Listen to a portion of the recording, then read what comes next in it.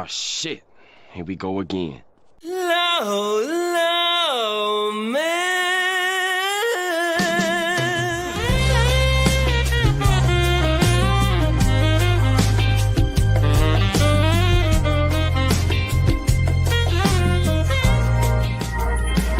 Low, low, man.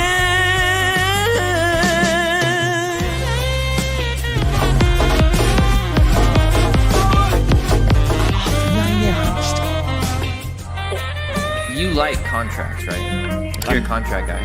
I read contracts instead of conventional pornography, yes. And they're still fucking nerds.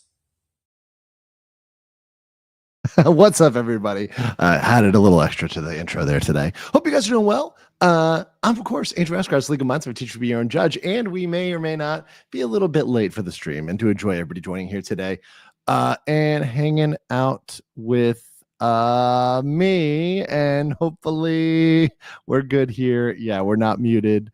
Hopefully we're good, and everyone can hear me all right. Love you guys. Back in the studio, back here in Thailand, and enjoying it very much. So hope that everybody gets here today. Thank you for being here, all 500 of you. Appreciate you. I'm not at a cafe this time. I'm back in Bangkok. So yeah, thank you, and hope you guys had a Merry Christmas. Really hope you guys enjoyed that. And no way. people are messing with me here. People mess with me. You're good, bro. And then people here, hold on. Sorry. Muted mindset. I'm not muted. I know I'm doing all right. Yeah, good to see you guys. I am back. I was in just so you guys know, I have been traveling a lot. So I was in Saigon for about 4 days with a bunch of friends and my brother who's visiting Asia for a bit. And I also have some friends and obviously some family as well visiting me over here in Bangkok. So I'm going to be doing some traveling, some sightseeing, some getting people around here. So I'm going to be streaming a lot less than next week. I'll probably do one tomorrow as well. And then I'll get maybe one more in before the new year. So about one more stream before the new year, and then we'll jump into January, and we'll just kick it off strong in January. So I'll be back in Seoul on January 9th. I do have some videos that I'm like uploading in. I'm gonna have to get edited, etc. That are involving the Somali case, some interviews, and we do have some developing news on that. But I want to let it develop. I want to let it percolate before I drop it. It's got to be spicy. It's got to be a spicy meatball before I drop it. But we've got some good stuff coming up. And thank you guys for joining for it. And thank you for hanging out here today. And today I kind of felt the need, especially with the accident that happened. And thank you for everybody that reached out to me that said, hey, are you okay? Because you guys, as you guys know, I live in both Korea and in Thailand. I have an apartment in Seoul, in Gangnam, and I also am down here in Thailand. And I often move between the two. Although I will say right now, Thailand is a little bit more enjoyable weather because it's much more pleasant than the freezing cold of Seoul. But that said, I love both, and I go back and forth from both of them. So yeah, is my sound low? I hope my sound's okay. So yeah, I'm fine. Everybody's good. Totally okay. I was not on that flight. Although we're going to talk about that flight because I've actually been on that route. So specifically on that route, and I'll tell you why in a bit.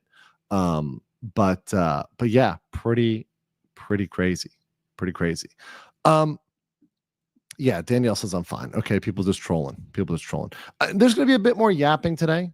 But that's kind of how it goes. And we'll be back tomorrow. I just want to give you a little preview. My next stream will probably be on a huge regulatory scheme that I think is coming for the VTubing industry. And we'll talk about that on my next stream. And then I've got probably a Somali update after that. So probably have a VTubing related one and then a Somali update. So that's kind of the order of operations for everything in that sphere. So that's what's going on. But yeah, I was flying between Saigon and Bangkok last night. So I was on a flight. That's in fact true. However, it was not this flight. Thankfully, thank God. Much appreciated. All right. Also, JP Ravenfire gifting 5 Legal Mindset memberships. Thank you so much, JP.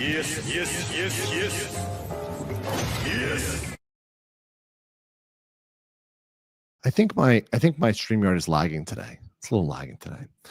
So we're gonna get into that. And one thing I do want to talk about, though, since we're warming up here, letting people get into the the chat here today. Actually, as a little warm up, I just want to comment now.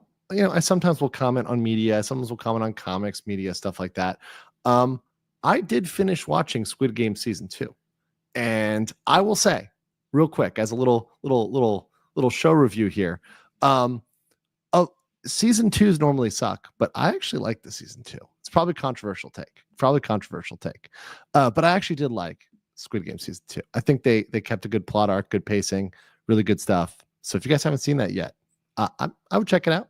I think it's worth a watch. I think that, obviously you could say, hey, you could leave it after season 1, because most things can be left after season 1. But for a season 2, actually pretty good, and deeply related to Korea. And one cool thing about season 2 is it gets a lot of, I'm not going to spoil anything here, but it gets a lot of Korean cultural references in there. So there's actually more like cultural references in there in season 2. And if you know them, you kind of catch them. If you don't, you don't, right? But there's some good stuff. Not that there weren't in season 1, but I always like to see the cultural references and stuff like that kind of tucked in there. So yeah. And also the stuff about age and like you're older and you're younger, right? That's super relevant in Korean culture. And I love seeing that translated, because I think about it and I'm like, if you don't know that, right, that's a huge element, right? And just seeing that and seeing that dynamic when they're having a conversation, it's very good. So anyways, I would check it out. That's my little hot take there. And you guys can clip that out as I'll get my clipper to clip that out as my review of Squid Game season 2, which is check it out. I think it's good if you like season 1. If you didn't watch season 1, well, why would you get into season 2, right? But if you watched season 1, you liked it, I think it's worth checking out. Good cliffhanger at the end. Oh, and I guess somebody asked about like the storyline. I thought the characters were good, all of them, right? And I'll just leave it at that. I think all the characters were good. It wasn't like, and any quote unquote like modern politics is not, it's not on the same level. I think I look at it still as a character driven story, right? And a story that's driven by the characters. But that's my personal take there. Great characters and great character development. All right. Oh yeah, someone mentioned Alice in Borderlands. That is also a good one, but not about Korea. So JP, thank you for the 5. John, welcome as a new member. And then Scott Westbrook dropping 10 legal mindset membership. Yes. Thank you, Scott. Appreciate that. If you received one of those gift memberships, please say thank you to Scott. King Lugia for 1. Thank you very much. Appreciate you. Welcome back. Yeah, all the characters are likable. I like all of them. And they have character development. All right. And Fallen Hero is a member for 11 months. Well, awesome. Thank you for hanging around for 11 months. All right. So let's talk about this crash. Now, I just want to say something real quick. We're going to first talk about the crash, and then we're going to talk about the martial law impeachment scenario. I linked these two topics because I think there's a major problem, particularly with YouTube content creators. Now, I am not the first person to report on things, because sometimes I understand that the information that's coming out is not the full information. And I am by no means neither a flight engineer or pilot or some sort of super specialist there, although I do have some weird niche legal knowledge in the airport specific area. We'll talk about that in a second. I'm not some sort of flight engineer or something like that, right? In a technical sense, of course, right? And neither am I a Korean professor or lawyer who's a constitutional lawyer in Korea who's deeply fixated on how exactly the functions of Korean law works. But one thing I do feel the need to clear up is some pretty objective, and once again, my coverage of both these things aims to be completely objective, some objective holes in the coverage. And this is something I see as an expat all the time, as an expatriate, someone who lives abroad full time. I do not go back to the United States, but for a week or two a year, maybe max, right? Under 33 days, certainly. So I'm living here full time. And so a lot of times when I see the Western media cover local issues, they just really miss important facts. And they strategically report on things that leave out stuff that kind of entirely makes the conversation different. And there's a lot of stuff going on in the conversation of what's going on with Yoon and the impeachments going on there, the second impeachment with the acting president, right? And it's a big gap, and it's a gap in a lot of Western coverage. And I'm not blaming anybody for lacking that information. It's very common. But I want to point out that it's not as cut and dry as people want to make it seem, right? So that issues are more complicated. And I want to do this, by the way, without taking a political side. I'm not trying to take a political side in Korean politics, right? That's not my point. But what I want to point out is just some gaps in the coverage, and also, frankly, some lawfare, which we have in the US, which I think people are missing out on the importance of lawfare and the importance of controlling those levers of power, right? So we'll get into that. All right. So, so somebody even said, even in Canada, they oversimplify facts. Exactly. And it's not bad. Look, sometimes we need coverage and it's good to get attention to an issue, but the problem becomes when an issue is like ongoing for a couple weeks, and I've seen channels do now like 2 or 3 videos on it, and after the second or third video, they're leaving out some pretty important information, right? That needs to be mentioned. So we'll get into that. So first of all, let's start out with the crash. Now, this is sensitive. So if you are sensitive, if you are super sensitive about this, if you have some sort of phobia of flying, or this is a phobia for you, I understand, and maybe you want to cut out here and tune in after an hour-ish, maybe, I don't know, 30 minutes, check back in.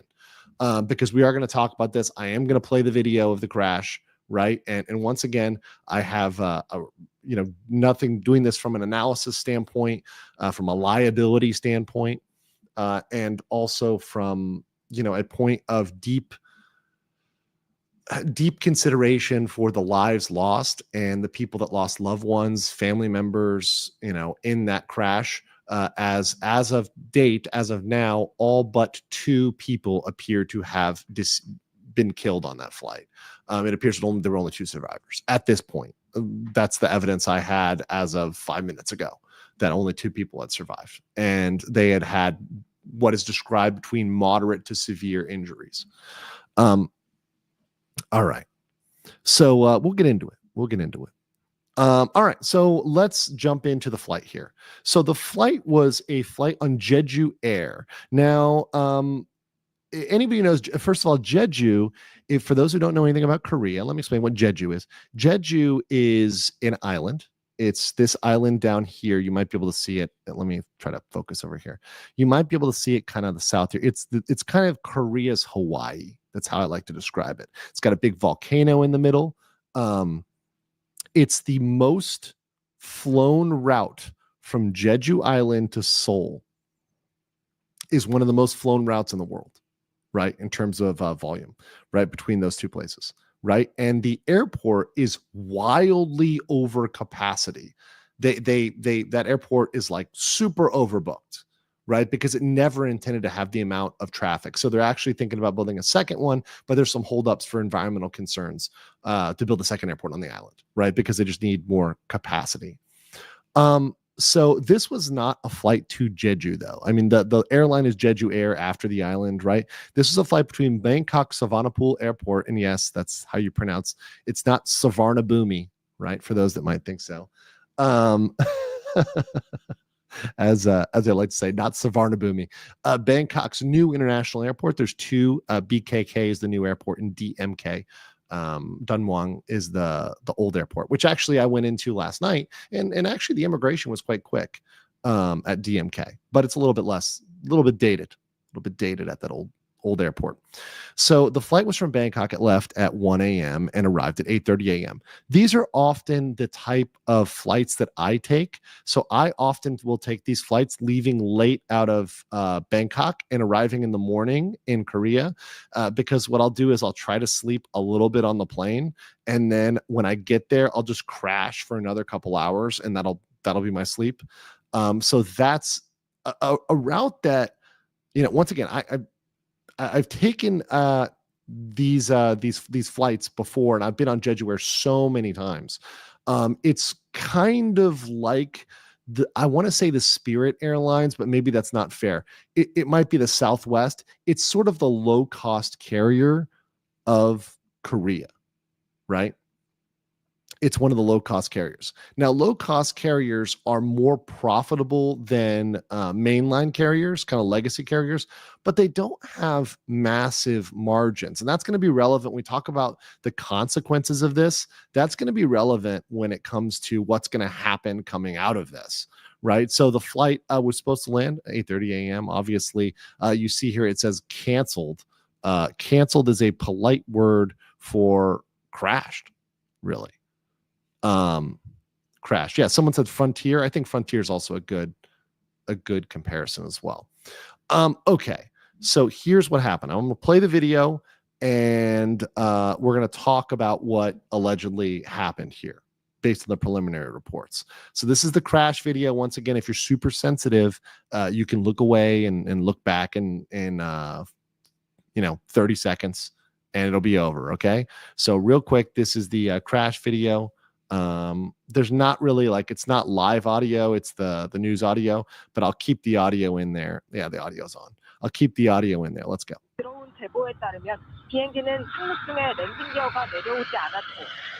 Well, you see the news, but you can kind of hear that. You can hear the jet engines.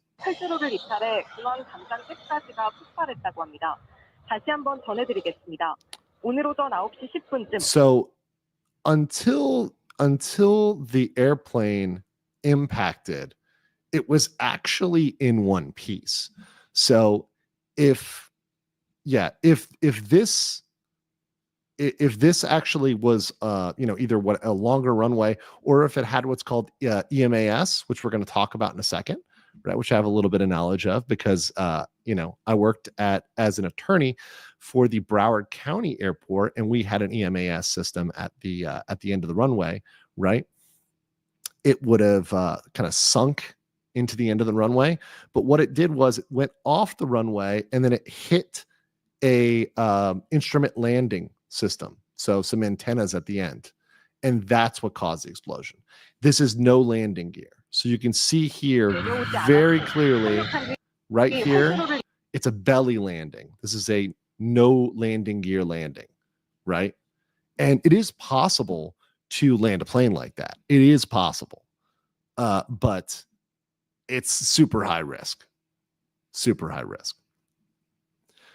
So the alleged, according to the news and according to what we've heard so far in the preliminary reports, they have used the term bird strike combined with bad weather as the reason for the landing gear malfunction. Now, that's the part where, look, I see people getting into threads on Twitter saying, well, how does birds affect the landing gear, et cetera, et cetera. That's something we're going to get an investigation on. I think at this point, trying to drop conclusive evidence within 12 hours, 24 hours of a crash is not going to happen. That's not how these investigations happen. There will be a very serious investigation into this because particularly Korea, which has a crazy history of airplane accidents and other issues, and we're going to talk about that, is going to look in this very seriously because this is not just going to hurt Jeju Air. This will hurt all Korean airlines. This will hurt the reputation of Korean airlines as a whole, as a countrywide. So obviously there's going to be some looking into safety issues, in general, particularly at Jeju Air, but I think all the airlines in Korea will reassess their safety at this point. That's just how things go. And I see people in the chat saying bird strike, bad weather, call BS, drone bird. Who said it here? um, drone strike, there's definitely an engine out. You can see the smoke coming from it. And that could be an issue as well, right? Bird strikes do a lot of damage. I mean, if we think about the Hudson was a bird strike, right? Hudson was a bird strike. So there's a video of the bird strike in the right of a bird strike in the right wing, right engine. Yeah, there you go. So we're gonna get more proof on that. And it's not for me to do the air, once again, I'm not an engineer, I'm not to speculate on that, but I do want to talk about kind of what happens afterwards, first of all, legally, and what's going to happen in terms of the investigation, because obviously this is an international thing, right? So, okay, who's going to look into this? Well, obviously, it's a Korean airline landed in Korea. So Korea's folks that are, over airline safety, et cetera, are going to look into that, right? Now, there were 2 Thai nationals on that plane. So you can imagine that perhaps there might be some, information sharing between, Thailand and Korea, right? So obviously there might be some cooperation there, some collaboration there, but the primary investigative body would be Korea. And presuming that since most of the nationals on this plane were Korean, right, most of the damages will be within Korea. So this isn't something that's going to deal with a lot of parties that are from a million different countries. It's going to primarily be something that is contained within lawsuits, et cetera, that might be in Korea, right? Now, is the NTS, somebody in the chat says the NTSB and Boeing. Of course, Boeing is going to have to get involved here. Boeing has, and this is something that many people have pointed out, a abysmal record over the past couple of years. And that's to say the least. And we can talk all about Boeing's corporate structure and what led to that. And that's perhaps a separate episode to just deep dive on Boeing and the BS inside of Boeing and all that sort of stuff. That's a beyond thing. But of course, Boeing is going to be at that table because of the airframes, right? And we have to decide whether this is an issue with the airframe itself and whether there could be a grounding of an airframe. If you guys can recall, whenever there are issues that appear to be with a class of plane, they'll just ground the whole class. They'll just say, yeah, we're just grounding all of these planes until you fix the problem. And, whether or not that happens, we'll see. Obviously, when that does happen, though, that is a massive disruption. And to do that at holiday season and what is peak season for travel here would be pretty crazy right now. Still could happen. I'm not saying wouldn't happen, but it would be pretty crazy with flight issues for that. By the way, real quick, I'm here for the scuff for 10. Says I'm going to have to watch the VOD later. Sorry, but I was here. Hey, thank you. Appreciate that. And thank you for the 10. Thank you for stopping by and saying hi. Andre said, hey, gorgeous lawyer. Can you resume what happened specifically with the martial law? Yes, I'm going to kind of go over that the second half. So just wait. After we get through the plane stuff, we'll get into this. Mischief Managed says, so glad you're safe. Prayers for all the families. Yeah, and I sent out my prayers. And to me, guys, this was really particularly troubling because I've flown Jeju Air so many times. I've flown the Thailand to Korea route at least now probably over 30 times. I've gone between Korea and Thailand, at least, maybe more. It might be 40. I have to check. It's a lot. It's a whole lot. So it could it have been me? Yeah, absolutely. Absolutely. And a lot of people say, Andrew, you're still going to fly? You're still going to go? Yes, I'm still going to fly, right? Probability says, and once again, air crashes, which are something I've done a lot of research on and I've looked into just in my personal, knowledge, statistically less likely than a car accident or a motorbike accident, which much more likely to be the cause of my death. But I still get into a car and I still hop on a motorbike, right? Actually, motorbike, most dangerous, right? Most dangerous, but I still do it. I'll still do it. So yes, I am still going to fly. I'm not going to stop flying. Now, am I going to go out and am I going to get on Jeju Air? Let me ask you guys in the chat. This is a chat question. Okay. If they offered 50% discounts, would you board a Jeju Air flight right now? And I'll say yes, no, and then maybe if the discount was more than 50%. So yeah, let's just do that. Greater than 50. There you go. So I'll put a little poll in the chat. I want to see if you guys would board a flight, even with a discount, right? Some people say yes in the chat. Some people say no. I'm already seeing the split. Chat's not agreeing on this. But understand that based on the margins that they're operating on, if Jeju Air loses 25% of its clientele, that's a massive operational issue. That's a massive financial issue. To lose 10% would be huge, right, of the volume. That would be absolutely massive. And people will avoid it.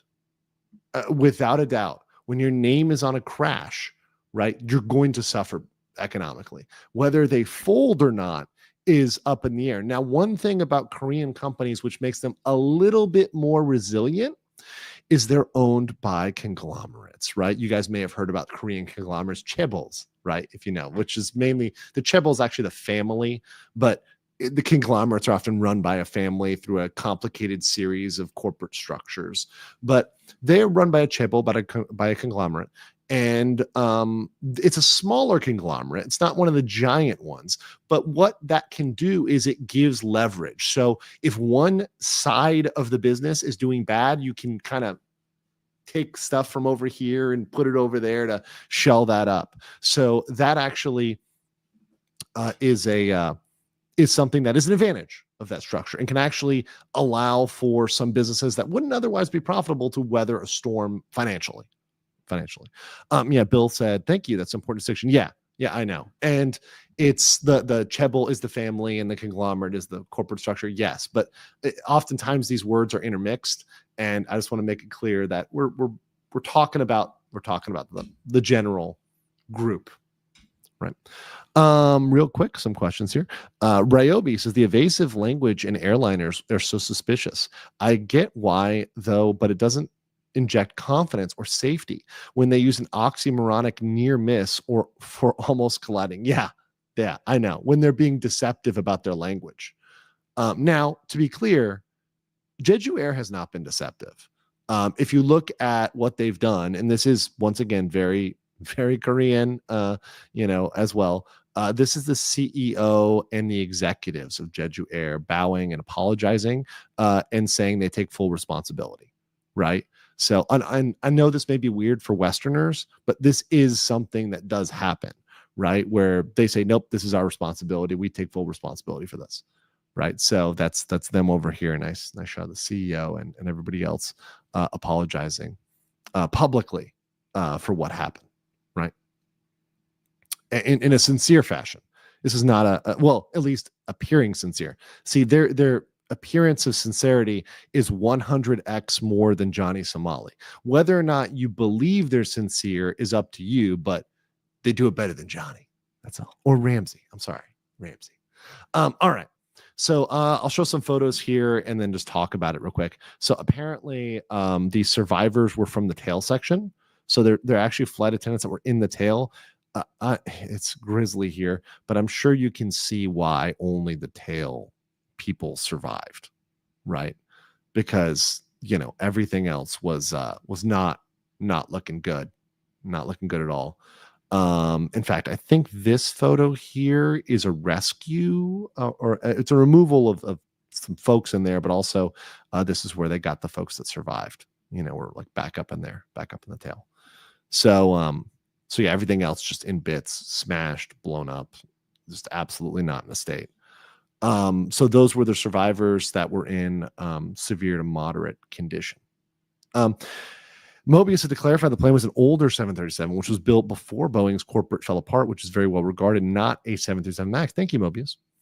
Sister Char Luchai said, I woke up this morning pretty shocked with the news. At first, I thought you were boarding that flight. It's great to see you doing well. Yeah, no, and that flight is to near Gyeonggi in the southwest of Korea. Now, those flights, and I have taken that route before because sometimes you want to go to that area, and that area is not well served by the trains.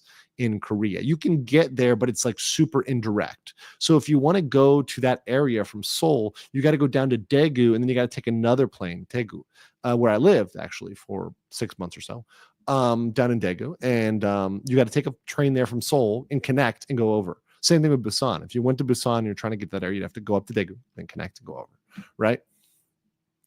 So that's one of the reasons why you might just take a direct flight from there to Bangkok or wherever else you're going, right? And that airport is actually a newer airport.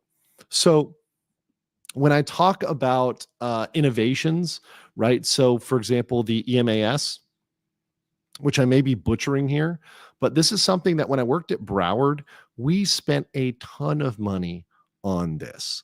And this is something that I actually got to tour the inspection of the EMAS at Broward County on the North Landing Strip in Fort Lauderdale.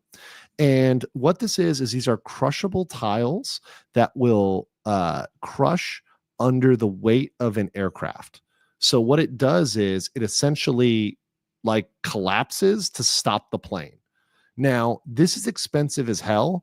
And while American airports have them, and a lot of some European airports have them, not every airport has this because it is expensive and it's not standard.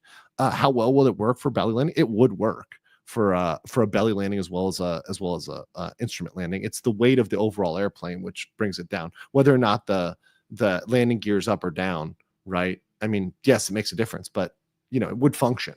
Some people have said it should be a longer runway or it was a short runway. I think that's neither here nor there, right? Even if it was a relatively short runway, it wasn't something that was illegally built, right? So the airport runway, being a newer airport, was built to standards and codes for international aviation. So it wasn't something that was illegal or sketchy. This isn't something that was going on in Somalia or Rwanda or something like that. This isn't something that was going on, and it's some sort of landing strip in the middle of nowhere. It's actually a new airport. It's actually a new airport. Execution says, is it Jeju or Boeing at fault here? So that's going to be the investigation. Now, Jeju Air is going to take both financial blame and without a doubt, they will take some sort of liability here. Right, there's going to be some sort of fine levied against them. Now, whether or not ultimately the higher burden comes against them or Boeing, we've yet to see because we don't have more information on that. We would need more information to know whether Boeing or Jeju is at fault here. Now, once again, if someone's pointing out, hey, it's an older model, it's not a newer one, right? Is it maintenance or is it construction? And if it's something that tends to be older, what that tends to be is maintenance. Was it being properly maintained? And even if it was properly maintained, if there was a bird strike, is that something that could be prevented? Charlie Spur says, this is why I should be only traveling by horse. Oh, dear sweet Jesus. I appreciate all you guys. Also appreciate my girl Rima. Shout out to her. Repton says, Jeju Air is still better than Air Canada. Well, it's not hard to beat Air Canada. I mean, Air Canada. It ain't a boot, Air Canada. We'll say. Hunch the Dirty Roofer 5 says, chat, think of the ball pit at Mickey D's. The plane is the kid. They work, but they're a pain in the ass to replace after. Yes. So the thing about the EMAS, let me pull this back up. It pulls back up. So in this does work. The problem is that once you actually do this, it's super expensive and you're liable for it. So what actually has happened in a lot of cases is when there's an EMAS system, some of the pilots, instead of running into the EMAS, the tiles that sink, they'll actually drive into the grass. So they'll actually because they don't want to have to deal with the cost of replacing it or making their company liable for that. So they'll drive into the grass, which is pretty crazy. Somebody asked, let me make sure I get the right one. It is Muan International Airport in which is code MWX. It's in Muan County, which is South Jeolla Province in South Korea. Right. So Muan, Muan, right? So yeah. Let's see here. Onus says, any tips for getting good sleep on a flight? Here's my key, and this is just for traveling. Wherever you are going, you need to adjust your time schedule to where you are going and what time it is where you're going once you get on the plane. So if it is nighttime where you are going, you should be sleeping during the nighttime. If it's already night where you're going, you need to start sleeping. If it's not, you should stay awake, right? If it's daytime, or if you're, however you want to set your sleep schedule based on where you're going. And there's a 2-hour difference between Bangkok and Korea. So I try to factor for that. I'm like, okay, what do I want my sleep schedule to be where I'm going? And then treat it like I'm already there as soon as you get on the plane. So at 3:30 a.m., if I board a flight at 1 or 1:30, well, this flight was at 1:30, and that's 3:30 a.m., I'm normally sleeping at 3:30 a.m. So I want to go to sleep, right? And then I can sleep until I get there, wake up, go to my apartment, crash for a couple hours, and that's my sleep schedule, right? If another way, and this is kind of very impossible in the US nowadays, is to find, the open seats or like the unbooked row and try to sleep in that. But that's really hard in the I think that's impossible in the US nowadays. That used to be possible on longer flights, particularly international flights. I don't think it's possible. I haven't seen that, and I fly a lot and I travel a lot, and I barely see a full unbooked row. Although it does happen on certain airlines, certain times. It can happen, but typically not nowadays. Andres for 200 Argentina said, I guess Boeing is going down in flames. So the 737 MAX has had over 50 fatal crashes. Is that true? Is that number right? 50 fatal crashes? That's bad. If that number is correct, fatal? If that's true, 50. That's a lot, if it's true. I'm not sure whether that's true or not. Since its release, I would not be surprised if it's the same model or similar that makes Boeing in fault of life look it up. Yeah, once again, it's something that needs more investigation. Another person said it's not the same model; it's a different model than that one, right? But I think that the broader point is valid, that Boeing, as a company more broadly, has a really bad PR image right now. And even if it's not their fault, even if it's just an older model that was poorly maintained, they need to make sure that their units are being maintained in proper order. Yeah, and people here being very clear, it was not a 737 MAX, right? So yeah, that is very, very false. Yeah, and once again, this is why you guys see when I caveat this stuff, it's like I read the super chat, but it doesn't make it a fact, right? Let's see here. LJ O'Rourke. So this is why I believe in trains for transportation long distance. I usually take train. I take the train to Busan, and I kill all the zombies on the way. Nina Nezavona for 10. Thank you, Nina. Says high consequences, critical infrastructure, says airlines and nuclear safety risk accident investigation methods are considered the gold standard for other agencies as well. OSHA. There you go. And Lenmar for €5 says, hey, Andrew, I got to be honest, I wasn't trusting Boeing planes anymore. They keep on manufacturing and having accidents. Well, I think that's a lot of people now, right? A lot of people are saying, you know what? I didn't want to admit it, but I'm leaning on the Airbus. So in the poll, we had almost 1,000 people, actually about 1,000 people voting. If they offered 50% discounts, would you board a Jeju flight right now? 33% said yes. 49%. So let's say about half of you said no. And then the rest of you, which are degenerates, said maybe if the discount was more than 50%. So I feel like, okay, I just watched Squid Games. I feel like this is, since it's like 50-50, this is like the O's and the X's. Like, like half of you just want to live, right? So like half of you are like, you know what? I just want to live. And then the rest of you are like, but if the price is right, though, but if the price is right, I'll get on the plane. Very true. Very true. Andre says it's Boeing's fault. Many whistleblowers have ended up deleting themselves right before they need to deposition about Boeing. You can look at listen. And this is where I try not to conflate issues. And you're going to see this with my coverage also of the martial law, which we're going to get to in a second. It's one thing to place blame where blame is due. And obviously, I encourage full investigation of everything.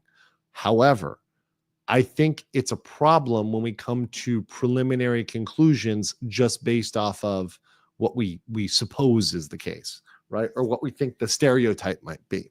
And I want to talk about another airline, actually a Korean airline, actually the Korean airline that for years, and I'm saying years. So this is an article in 1999. 1999 from the Wall Street Journal. Korean Air tries to fix a dismal safety record. So Korean Air, which nowadays has rehabilitated their image. In the early 2000s, they kind of rehabilitated their image. Korean Air had a horrible safety record, for both things that were issues with their pilots, and miscommunications, which we'll talk about. But also they had a crazy one here. I don't know if you guys heard about this, but if you guys don't know the story of Korean Air flight 007, this was back during the Cold War, where the pilot of the Korean Air was shot down by an Su-15 over Russian airspace, right? So they were supposed to have a flight path. This is back in the old USSR days. Those that remember the USSR, shout out to you guys. There was supposed to be a flight from Anchorage to Anchorage over to Asia, and they were supposed to go over a route which stayed clear of Russian airspace. So this is Katmanchka, which if you ever played Risk, you know that you have to invade America through Kamchatka. You know you have to invade America through Kamchatka. That's, if you played Risk, you know this. It's a basic fact. So they had some prohibited airspace here. You have the Kuril Islands, which were at one point, Japanese, a little bit of feuding over that between Russia and Japan, but are taken care of by Russia nowadays. So they flew over this prohibited airspace, and a Russian fighter jet went up, took a look, and launched a missile and destroyed the Korean airliner, with everybody who was on, including a congressman that died on that flight. So that's 007. And then the other really, really bad one, and this is real bad, which killed almost everybody, not everybody, there were like 20 survivors, was Flight 801. And this one is very famous because this one was because of a hierarchy issue. Because the Korean hierarchy is super serious. If you guys don't know about this, it's very serious. It's almost as serious as Mazrova Palma dropping 50 legal mindset membership. Yes. Thank you so much for that, Mazrova Palma. Appreciate you. Very, very much appreciate you. I mean, I'm gonna roll out it's Johnny's not here, but just for you, I'm gonna roll out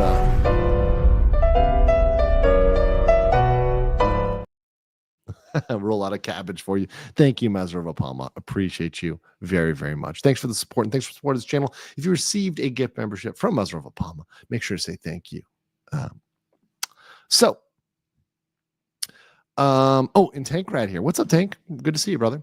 31 months as a member. Super based. Says, well, for this incident, I'll hold my determination of fault. A bird strike is a very serious incident, and a wall at the end of the runway is a reason for all the death. Yes, the instrument landing system that was at the end is obviously, what stopped the plane, right? It's kind of not even in debate right now. Whether that's a flaw of the airport or not will be investigated, right? Or whether it's the pilot landed too fast or landed too deeply into the runway, or should have gone around and landed at a different point. Who knows, right? Who knows? Let's see here. Chaos matches in Soviet USSR. Vox 10 got shout out to you. Well, thank you, Chaos Match. And Charlie Spurs says, I work in quality control and I have experience in aerospace and military. Boeing needs to hire me, but I won't work for cheap. Well, that's the problem, right? They want to hire people, but they don't want to pay them. That's the real problem. All right. So this is a crazy one. So this one actually was a flight that crashed into Bajia Peak, south of Nimitz Hill in Guam. And they killed 229 of the 254. Now, the issue was that there was a big issue of seniority. So in Korea, like number one, the oldest and also like the captain has a massive amount of hierarchy. And in that kind of systematic, in that sort of basic hierarchy, it's you don't question the senior pilot when he's like, yeah, this is what we're doing, everything's okay, and you're the co-pilot, you're the engineer, right, you're the first officer or whatever, and you're saying, hey, that's fucked up, and the pilot's like, don't worry about it. You don't have the really ability to challenge that or override that or whatever else. And they've changed that. Korea, this happened in 1984. They changed their culture. They actually changed the language they can like use in the cockpit because of this, right? This is a really interesting one. And if you listen to a breakdown, we're not going to do it today, but there's very interesting breakdowns of the Korean language they're using and how it's formal, and how if you listen to it in English and subtitled, you wouldn't get how it's very subtle. The engineer and the first officer try to challenge the pilot, but the pilot ignores them or brushes them off or like doesn't pay attention, right? And that's how that accident happened. So it took decades for them to recover from that. Although Korean Air did recover, and at this point, they're still, one of the biggest airlines in all of Korea, which I fly all the time. I fly Korean Air all the time, despite the fact that they got, a airliner shot down by a Soviet jet, and they had a serious crash in Guam in 84, which, to be fair, is 2 years before I was born anyways. So, maybe they've had some time to patch things up. Let me read this here. Masuro Palma, what's up, brother? Said, even with all this air travel remains the safest form of travel. Unfortunately, any new catastrophe, they'll be very serious. Yeah, and any new catastrophe will scare people for sure, without a doubt. Without a doubt. And look, it is scary to think of yourself as being in that situation because you don't have any control over it, really. You're just a passenger. However, just knowing that probabilistically it's so small, and I think about all the plane rides I've had, and the worst, even with turbulence, it's like, how bad has the turbulence been? I had like maybe one or two really bad turbulence issues, but they weren't like the plane had to drop down radically or something like that. It wasn't they had to go into a nosedive or something like that to get out of the weather. It was just, the plane was shaking a lot, and it was usually a smaller plane, typically, where that's happened. Tatsumi said trains are great until you try the UK trains. They're always bad or late or canceled, and the price are high. Yeah, I said I was in Germany, and Deutsche Bahn was not working for me. Like over the summer when I was at the wedding of my cousin, it was not good. Crimson Splat says, of the 105 crashes total for Boeing in 2000, all plane types, FATL, non-FATL, no injuries. Can't post source link. Thanks, YouTube. Okay. Thank you, Crimson Splat. Lemar for 5 says, how come that airport doesn't have safety nets to catch planes or sandboxes to stop them? I thought it was mandatory now. I was talking about the EMAS. So EMAS is not mandatory internationally. It's very expensive. If you made that internationally required, then you wouldn't be able to land at a lot of airports. They would just be unavailable. And these are like the only way to get to, let's say, certain islands, right? Where they have to build more land. They have to fill in land to extend a runway or build an EMAS system, right? So it's very difficult when you're asking people, particularly to add more land, with the number of reclaimed land projects and, how some of these airports are just really old or dated. It's difficult. All right. Oh, did I accidentally close that tab? I think I accidentally closed a tab. Oh, no. Did I close a tab? I did close a tab. Naughty me. All right. Runeteer says, you forgot what I'd say is the worst one, where the captain's artificial horizon failed. The entire crew could see he was continuing to bank dangerously and never said anything to him. Yeah, that was the. I think that was that one, right?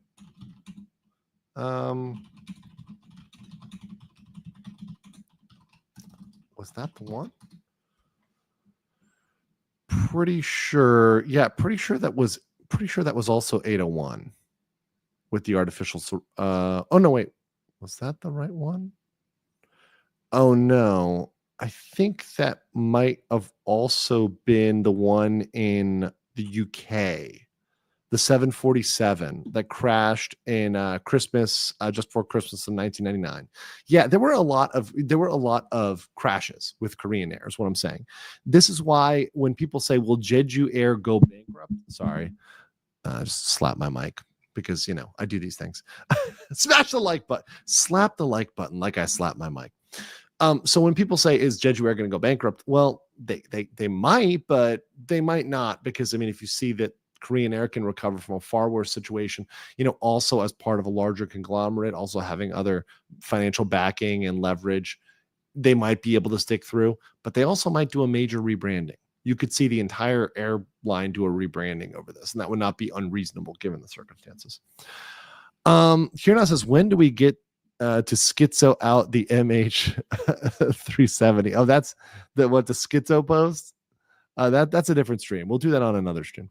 James S says the runway is pretty long at 9,000 feet. Sure, it is not JFK or O'Hare, but not Chicago Midway either. Exactly.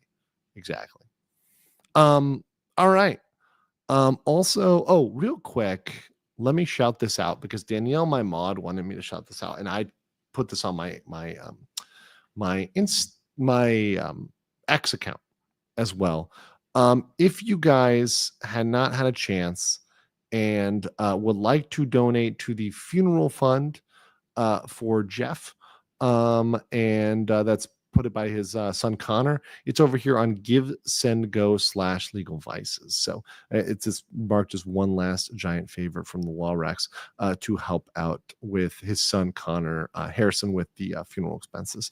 So just giving that shout out. Danielle's posted that link. This will probably be the kind of last thing I mention on that. Of course, Jeff, my good friend in Busan, who taught me a lot about Korea, and just helped me learn a lot about Korea. If you guys feel the ability to do that, I would deeply appreciate that, and thank you so much. Danielle's got that link in the chat, so you can get that there. Also, real quick here, Doug Diaz for 5, thank you so much, and Species 316 for 20 legal mindset members. Yes. Thank you. In fact, you know what? I feel like that deserves, we've had so many memberships today. I think collectively we've definitely deserved Long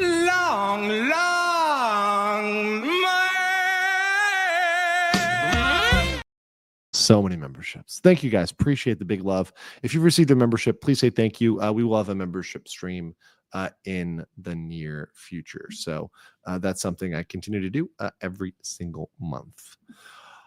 All right, so let's talk about some issues here with Korea and what was going on there. So now there's a lot that's going on here. Now, one thing I want to say about politics as an expat is, and look, in my normal dealings living in Seoul and now talking to a lot of Koreans and interviewing them, and I'll sit there and I'll ask them their political opinions, what they believe about martial law, what's going on. I have gotten a lot of different opinions. And when I covered Johnny Somali, everybody agrees that Johnny Somali is a piece of trash. He absolutely deserves to be prosecuted. He absolutely deserves to be in jail. And there's no question about that. Johnny Somali is a huge uniter. When we talk about with Koreans, the issue of what's going on politically, there's very little that I would say everybody agrees on. And I think that's very fair. And one of the biggest reasons why I want to talk a little bit about the martial law impeachment issues and what's going on here is that I'm seeing a lot of Western YouTubers, which I'm pretty sure most of them, most of them have never even been to Korea. They probably just have like a passing interest in things Asia. They like Asian video games, maybe they like VTubers, or they cover Asian stuff, which is fine. That's great, and you're allowed to do that. But I feel like they're not having actual conversations with people, and they're just going on what they see on CNN or MSNBC, or what they see on another YouTube video by another person who's never even been to Asia once, right? And certainly is not dealing with people that are there, and having robust conversations with folks. In regards to, of course, the martial law situation.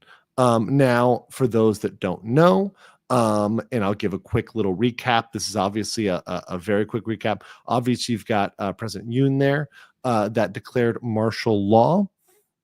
And, he declared martial law under the auspices, and there was a big action to investigate electoral fraud, which is a theory, right, which has been brought up by some folks in his party, right, and him as well, and who was using that mechanism to allegedly go after election fraud. Now, one thing I've seen people out there try to make a point is that nobody supports Yoon whatsoever. Well, that's not true. Just like anywhere else in the world, even disliked political figures have supporters. And one of the funny facts was, as I was coming back from a interview, I was interviewing J Company. We drove directly by the Yoon supporter gathering, and there were thousands of people there. It was a lot. Now, it wasn't millions, but there were a lot of people there. So to say that all Koreans are completely united is one thing. And the other thing too is that to try to kind of understand Korean politics, you can say, okay, we don't like what one person did, but that doesn't mean you automatically are supporting the opposing person. So a big issue where this came up was there was a group of workers, right, that drove their tractors out in protest of the actions with Yoon and what's going on with the trial and the impeachment, etc. And they drove their tractors out into this neighborhood, this residential neighborhood, and there was a Korean YouTuber who was covering it and was like kind of pro-protester, and there was a different YouTuber that's out there saying, hey, I get that what Yoon did was bad, and I'm all for arresting him and putting him in jail, but I don't like the opposition leader too. I don't like the other party, the people who want to take power, right? I don't like them either. And beyond that, you guys protesting is causing issues for me locally. So it's a combination. And there's folks that will look at the currency depreciation, which is good news for me, right? So I just want to say real quick, while it's bad for people earning in Korean won, for me, this is an absolute field day. I just got a reduction in rent of about 20%, maybe, right? So for my apartment in Gangnam, right, it is at a steep discount right now because the Korean won is currently $1 to 476. I think we're on pace to hit 1,500, which is crazy. Which yes, somebody pointed out, and this is fact, Hank's services now have gotten cheaper, guys. Just to say, Hank, Johnny Somali's, Ali Ramsey, Khalid Ismail's partner there, his services have just gone on discount. But that said, this is great for me. I love this. But obviously, Koreans don't like this, and this is not good for Koreans that want to go on vacation, that want to buy things, that are getting, having to pay for imports. This is not good for them. Not good at all. It does help, of course, exports, but once again, I think that having wild fluctuations in your currency one way or another, it's not good. It's not good. Yeah, people are like, holy cow. Yeah, it's bad. It's bad. Time to. If you guys want to buy manhwa. Now's the time. If you guys want to stock up on Shin Ramyeon, the red ramyeon, I have some in my kitchen right now. If you want to stock up on that, now's a good time. Now's a real good time. Mazurva Palma said, I enjoy watching documentaries about air disasters. They reassure me that that there need to be so many screw-ups in a row that are really improbable that anything happens now. True. An accident can be issues only the pilot know. It's true. Crunchwrap Supreme says, Korean pilot, we won't stop. Wall, hold my beer. Korean finance minister, I believe this has an 80% chance of getting impeached. Thanks for the awesome streams. Yeah. We'll talk about that, the current finance minister. $1 from Alpar Ava, thank you. Penguin 95 says, an over-engineered concrete-based localizer built directly in line with the runway. I am sure the AAIB may suggest they be more collapsible. There you go. Jonathan Irwin for 5 says, even a lot of us that have been there don't understand the politics. And that's another thing. So let me be very clear here. There's levels, right? So I'm not saying because you've been to Korea on a one-day vacation, or even me that's lived there for over 3 years, full time. I lived there for 3 years straight, and now spent a significant amount of time there. I don't pretend I know everything. I don't. But what I do is I do talk to people, and I have conversations, and I listen. I don't try to impose my way. And the problem with a lot of news and the way the news is filtered is what you have is mainstream media. And I'm trying so damn hard not to be political about this. I'm trying to be so hard, but I'm just going to say it this way. The media outlets that take the information and translate it from Korean or Japanese or whatever language, Indonesian, Thai, whatever, Vietnamese, they translate it to English. They add their particular biases, and oftentimes they add their political edge to it. So they want to make a political point, so they spin it in a certain way. And it does a disservice to the entire context to spin it in a way to make it look like, oh yeah, everybody in Korea believes this. Well, that's probably not true. And if the Western media and YouTubers, whatever, are making it sound that way, that's probably not accurate, right? Probably not accurate. Asian Dragon 456 says, Andrew, thank you for giving me the word volunteer. There you go. Zoro J Zephyr says, on my way to buy bulk manhwa. Yeah, I love manhwa. I watch manhwa recaps all the time. That's my happy place, is manhwa recaps. I'll do stuff while I'm watching 15-hour manhwa recaps. I think I just watched one about a guy who's in a tower defense game, and he's like the lord in a tower defense game. And he's got to roll with it. It's really cool. I love manhwas. I think they're great. They're great. Jonathan Edwards says, I got that one. Charlie Spur says, to ensure security and continued stability, the Republic will be reorganized into the first galactic empire for a safe and secure society. The Empire did nothing wrong. The Empire did nothing wrong in Star Wars. All right. So one thing I want to bring up here is what's going on in Korea. So obviously Yoon was impeached. Now, one thing I want to make very clear, and I think I had this pulled up. Is this another tab? Here it is. Okay, let's pull this up. So impeachment is a process. And I've listened to enough Western YouTubers that are pretending that Korea's impeachment system is so crazy. And oh my God, I didn't know you can impeach somebody and they're not removed as president. And I'm listening to these people, and I'm thinking, I'm like, guys, are you awake? Do you have the IQ of a fighting monkey? Because the United States also has an impeachment process.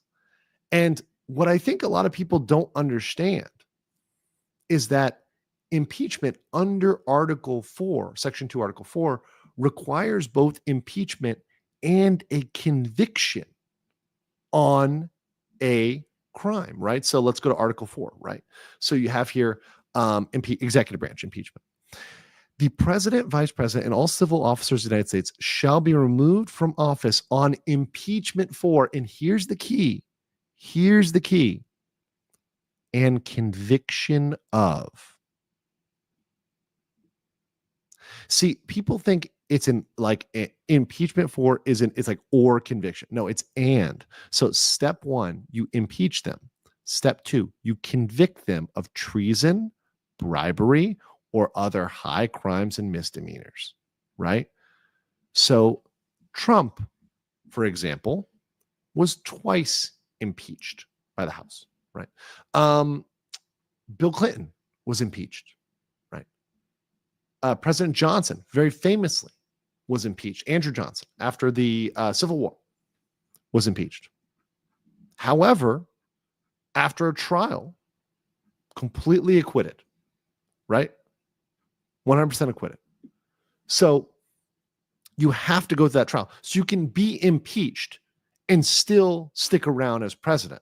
And now people will bring up Richard Nixon. A lot of what people don't realize about President Nixon is that President Nixon wasn't actually impeached at all. In fact, they were going to bring the articles of impeachment, and he kind of got out of the game before the process went down the road they voted on and everything else.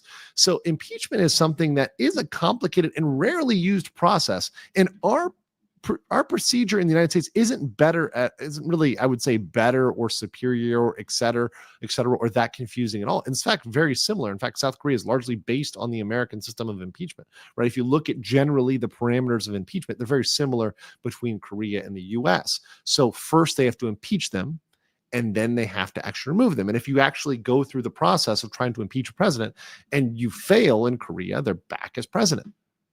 Right? So, an acting president, and this is something that's very, very important. An acting president is any time that someone other than the president acts in the role as president. And it's one of those weird situations that in the US also is legally confusing. So in the US, the powers of an acting president haven't really been robustly tested. So these are powers that, for example, if the president is having a heart surgery, right? And they have to give power to the vice president. There's certain things that it's kind of ambiguous as to whether or not the acting president has the ability to do these things, because the Constitution isn't clear whether the acting president has the power or whether it's something that's reserved for the president. It's unclear. So this is what comes up when we talk about Korea, right? And this is where it gets really confusing. And this is where there are legitimate legal arguments as to whether or not the acting president has the power to do things. One of the most important roles of the president in Korea, just like in the United States, is appointing justices, right? So obviously the US president appoints justices. Of course, they have to be confirmed, but they deal with appointing justices to the Supreme Court. And that's very important, as we know in the United States. We're all well aware of that, right? Well, Korea is very similar. They appoint justices to their courts. Now, their system is different. It's structured differently. They have different higher court system than we do, right? Which, once again, I'm not saying whether it's better or worse. I'm not trying to say America is better or worse. I'm just trying to comment here generally. That's very important. And so as a political party, you want to be the party that's appointing the people to the courts. And if you appoint the people to the courts, if you control the courts, you get the W.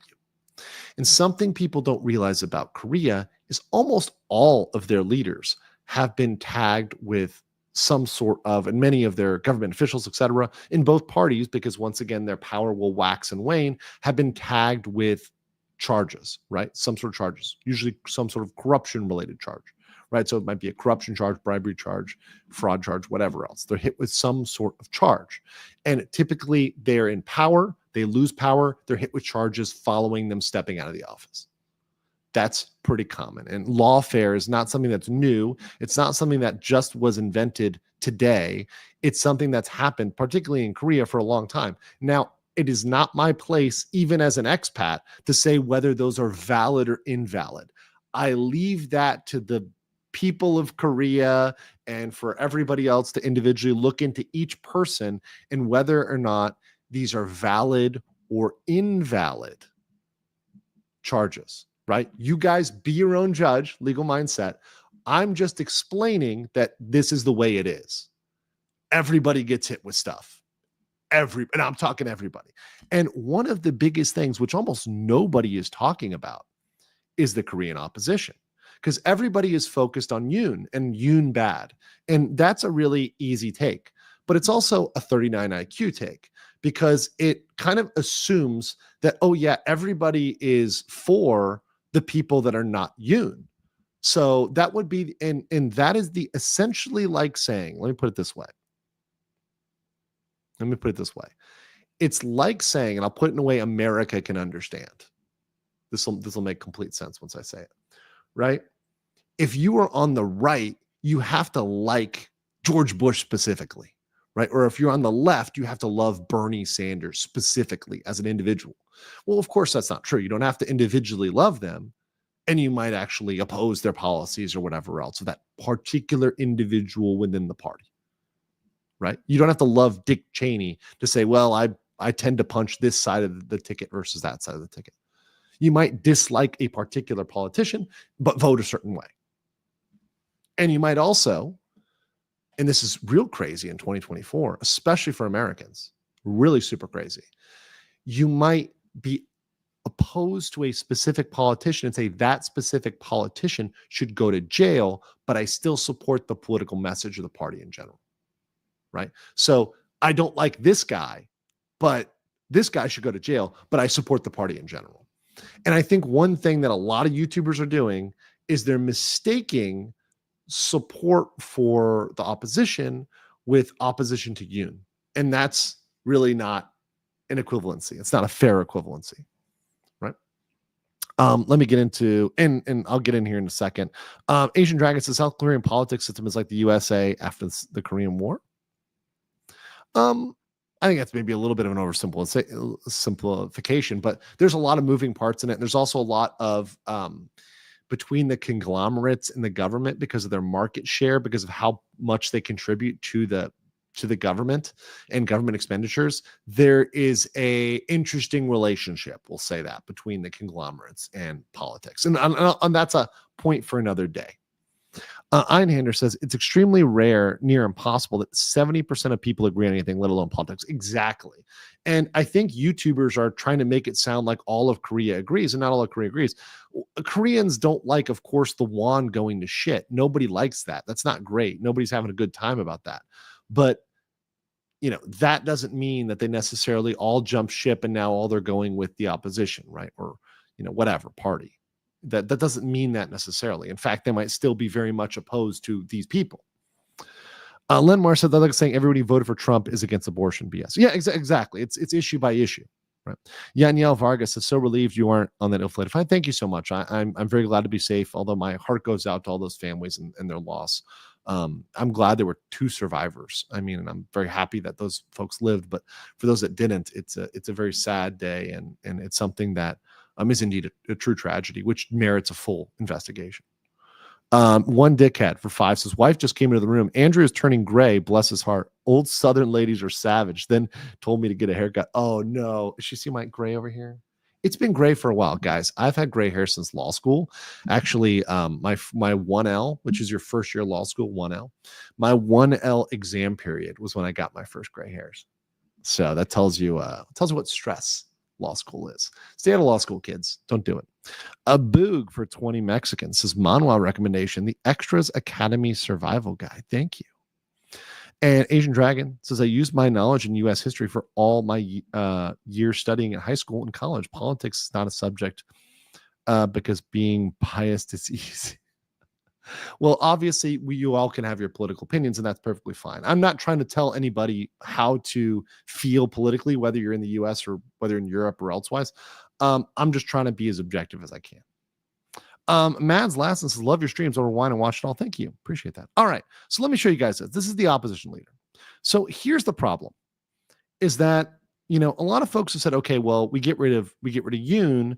We hold, if there's a next election, who's going to be the guy?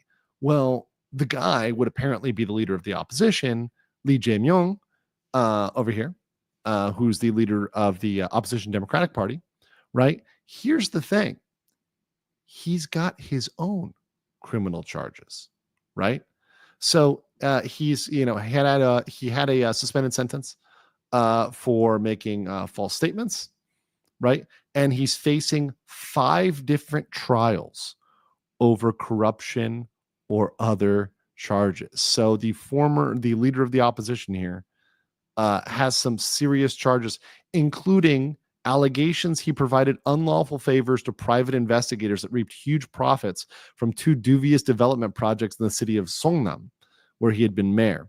He's also indicted on charges that he pressured a local businessman into sending millions of dollars in illegal payments to North Korea while attempting to set up a visit to the country that never materialized. And one point that's also made is obviously the opposition a lot closer to NK and China than Yoon, right? So there's people that may not like the opposition for that reason. Once again, I'm just bringing up these facts, not to say that they're true, but just to say that there are people that exist within Korea that don't like the opposition. And I think that's not even a debatable statement, that there's people that still would be on the president's party side, even if they're opposed to Yoon. Right?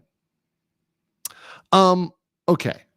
So that happened. So obviously Yoon is impeached and waiting on a trial. So why was the second leader, Yoon Suk-yeol, suspended as well? There's Yoon who was suspended as well, and then the replacement, Han Duk-so, who was impeached as well, over here on the top here. He was impeached for failing to really go ahead with the impeachment proceedings, right? So obviously there has to be a trial, or else Yoon becomes president again, right? So yeah. Obviously, once again, people can disagree with the charges. That's fine. And people can say charges are BS. Once again, that's your political opinion. You're allowed to have that. And you're completely entitled to say corruption charges are BS. Because once again, this is why in the United States, I'm very much opposed to lawfare. Because what happens in lawfare, and Korea is a good example of this, is everybody ends up getting charges. And this is why I like to bring this up, because people aren't bringing up the fact that lawfare is something that is pretty normal in Korea. It's been pretty normalized in Korea. And this is not a good road to go down. And we kind of see that in the United States. I hope that in the United States, because I watch, of course, the US system very closely, I hope that we understand that political lawfare is not great. It ends up where everybody's losing, and it's a big distraction from the policy issues to the extent that the charges are not merited. Now, that being said, if someone is truly guilty of corruption, they should absolutely be prosecuted to the fullest extent of the law. But to me, when I look at a system where everybody is hit with corruption, I say, okay, are all of these charges legitimate, or is this political prosecution? Is every single person guilty of it? I mean, there's something going on here. There's a problem here. So, as a broader point, one of the arguments that's brought up is there's no authority by an acting president to appoint a judge or judges, because there's 3 missing from the court, to appoint those to the higher court. If that was the United States and we had a similar setup, that would be a question that's like a valid question, a valid legal question that would have to be brought up, in the court system to determine, hey, is this actually valid? Can an acting president do this? Right? And we've had cases where the court is deciding on the court's power. In fact, one of the first cases, Marbury versus Madison, if you know about it, literally established the power of judicial review, which is insane. Like if you think about it, like the court ruling on the court. But that's kind of how the courts work, and that's kind of how court systems often work. So there's open legal questions here that I think are genuine legal questions that could be potentially genuine legal questions. And there's these elements going on in the background regarding lawfare that people are not really seeing as much. And to think that a country is completely divided is, of course, not, or sorry, completely unified is obviously not true, right? One way or another. Again, and this is true in any country. And I think that a lot of channels covering Korea are making that giant mistake. But that said, that's what I wanted to mention on that. Obviously, I'm going to pay more attention to it, but not from a not from a political standpoint, but more from paying attention to it from a legal standpoint and seeing, okay, where is it going to go in terms of the procedure? And remember, a lot of legal victories are won on procedure. It's won as part of the process, winning the process. And it's something that's difficult for the everyday person to see, right? These procedural victories, but they do matter, and they matter a lot in the law. If you're able to take control of a process or take control of an appointment, right? That can go very, very, very far. So just want to mention that and get that information out there. Obviously, it's a bad situation for the Korean people, and it's a bad situation because they're having to deal with a perception of craziness. But that being said, and I've said this before and I'll say it again, anybody who thinks that Korea is any way third world or there's something going on there where there's, gunshots in the street or craziness, that's certainly not that certainly hasn't happened, at all, in terms of, insanity, in the level of, I'm trying to think of a recent example. This isn't like the toppling of the Khmer Rouge, right? There's not like gunshots in the street. There's not like, in the streets of Gangnam, there's not, the people taking pot shots at each other, right? A lot of it is going on procedurally, right? And I think that's where the battles will be won and lost, are procedural, legal, lawfare battles that are going on in the background. So there's a lot of that stuff there. Want to mention that as well. So yeah, that's my general take on it. I would say that we should definitely watch how it develops, and I will definitely watch how it develops, but it's something that I don't want to make a quick snap decision on or snap judgment, because I want to be very careful to listen to everybody and to pay attention to everybody. And by the way, I have interviewed people on all sides of the Korean political spectrum. I've interviewed people that are very right-wing, centrists, and people that are left, and people that are apolitical. I've had people that don't really care who's president at all. They don't really give a shit at all. They just want to go travel, and they're angry that the won is not doing well right now, right? And I meet people that are all the way on the right, that call everybody communists, and people on the left that, are super left, right? So there's all sorts of stuff going on there. It's a very diverse country of diverse political opinions, right? Like many other countries. All right, that's what I had to get there. Zora J. Zephyr said a classmate of mine's Mexican relative voted for Trump because they didn't like Kamala, but that doesn't mean they agree with anti-Mexican things Trump said. They can't get behind Kamala Harris. Exactly. And this is a great point, Zoro, is that you can vote for somebody because you hate the other person, not even because you like them, because you just hate the other person. Like, well, I don't like them, but I hate the other person more, and you vote for them, right? People's voting motivations can be as simple as that. And I think that a lot of YouTubers are just making the assumption, right, that X is beloved because Y is not. And that's not necessarily true, right? Or that the political party of X is disliked in general, or like everybody dislikes this political party because they're opposed to this person. And that's not necessarily the case, right?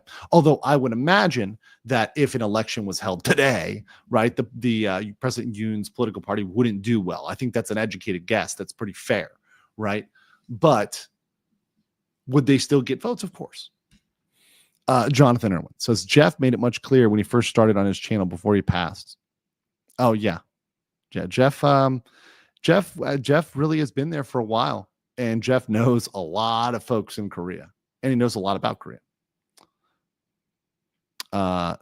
Okay, cool. All right, that's what I have for today, guys. Hope you guys enjoyed that. It's good to be back. It's very good to be back. Once again, general reminder, I will be doing a lot of traveling the next week or so. So if I'm not around, whatever, make sure you guys have a wonderful new year. And I am going to be streaming tomorrow morning, my time, so in the evening. So we'll be streaming again, probably doing a VTuber related issue to some Japan regulation. We'll be talking about that and some other stuff. But if you don't see me, or you maybe this isn't a topic that you managed to catch me on, you catch me somewhere else, I hope everybody has a wonderful day. I hope you guys have a lovely New Year's once we get to that. It's been a great year with you guys. I'm so thankful for you guys as an audience, and thank you for all joining me as well. People ask, where am I going? I'm going to Phuket, and I will be probably going to Krabi as well. So Bangkok, Phuket, Krabi, and then I'll be going back to Korea on the 9th. So a lot of traveling. It's fun though. I love it. But I do appreciate all you guys. Thank you for being patient. Thank you for sticking with me. I'll fly as safely as I can. I always try to. And appreciate everybody here today. Have a wonderful end of your 2024. And let's make 2025 an awesome year, shall we? Until that time, guys, take care. And I'll leave you with some cabbages. It's always good to get the long cabbage, man.